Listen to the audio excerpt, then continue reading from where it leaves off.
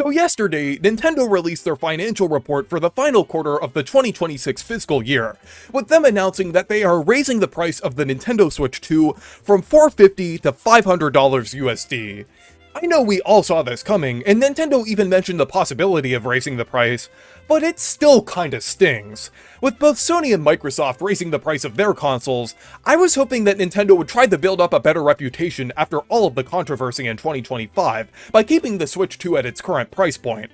But I guess I was a bit too naive to trust them this much, and in all honesty, Nintendo probably doesn't care about the controversy. But the thing is, this isn't even entirely their fault. It probably mostly isn't their fault. The economy is terrible right now. Tariffs are affecting the prices of products in the US, and even if you ignore that and look at the rest of the world, we are experiencing a massive memory shortage because of the demand driven by data centers and generative AI. But other than that, I actually really don't have much to say about this. It's just an unfortunate situation that most of us saw coming. The main topic of this video is something a bit more nuanced that I was kind of predicting from this financial report. I even mentioned this a couple days ago in my Star Fox discussion with Anton. And that is the fact that Mario Kart World sales slowed down significantly this quarter. It only sold about 670,000 copies between January and March, which is 85% less than what it sold in the previous quarter. And while that previous quarter was the holiday season, this is still a very significant reduction in sales either way, especially for a series as large as Mario Kart. This is likely because of the fact that Nintendo discontinued the bundle, and most of the sales for Mario Kart World were from that bundle. So now, we are getting a better idea of how $80 games actually sell, and so far, it seems like not a lot of people are willing to pay for games at that price. Now, don't get me wrong, I have nothing wrong with Mario Kart World as a game. I'm not gonna grift and pretend it's a terrible game. In fact, I would even go as far as to say that it's my second favorite game in the series behind 8 Deluxe. But objectively, this game is not worth $80. No game in general should be $80, but a multiplayer-oriented game especially shouldn't be this expensive. And from the perspective of a casual gamer, this game doesn't really offer anything truly groundbreaking to set it apart from a $60 or $70 game. For Mario fans, this may be an exciting open-world Mario Kart, but for a lot of people, it's just another Mario Kart game to play with friends and family. The $50 price point when it was a part of the bundle seemed fair, so that's why most people bought a Switch 2 that way in 2025. Mario Kart World isn't the only game that was underperforming this quarter. Mario Tennis Fever didn't even sell 1 million copies, likely because it was a $70 tennis game.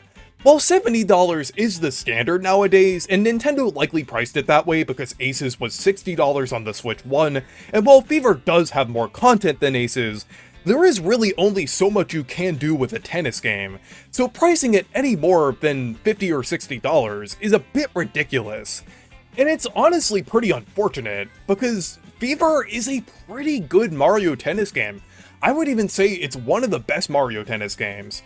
So it kinda sucks that Nintendo basically sent it out the die by pricing it at $70 while not offering the amount of content that you would expect at $70. So now, I feel like Nintendo is reconsidering their strategies on how they price games. It seems like variable pricing is actually being implemented to a degree. Yoshi and the Mysterious Book will be the first game to have a cheaper digital release, and will be $60 physically at Walmart in the US. It really should be $60 across the board physically, and $50 digitally, but I think that's because they decided on the MSRP before they got the financial results for Q4. And also, both Star Fox and Splatoon Raiders will be $50 digitally, $60 physically, and also $50 physically at Walmart.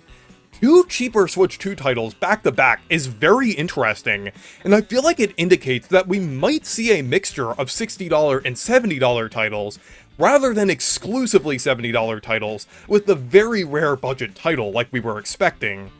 And I think Mario Kart World and Mario Tennis Fever could even receive price drops. Nintendo usually doesn't do price drops, but for a franchise as large as Mario to sell disappointingly like this, it should be a wake-up call for Nintendo. I could even see Nintendo reintroducing Nintendo Selects, because they pushed the price ceiling so high for Switch 2 games. I think this is a lesson Nintendo has learned. They got too confident, thinking they could get away with exorbitant prices like this, but they really haven't at the end of the day. And I doubt that they will release an $80 game again. And no, Switch 2 editions don't really count as $80 games, they are more so bundles rather than standalone games. Think the Mario Kart 8 Deluxe plus Booster Course Pass physical bundle. And with Nintendo basically being forced to increase the price of the hardware, they might compensate with games that are priced slightly lower. Nintendo really needed a wake-up call like this, and I really hope that they fully follow through with pricing their games more fairly.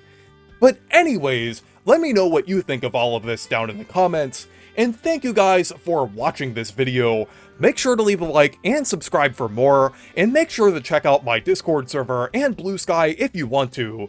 Stay perky!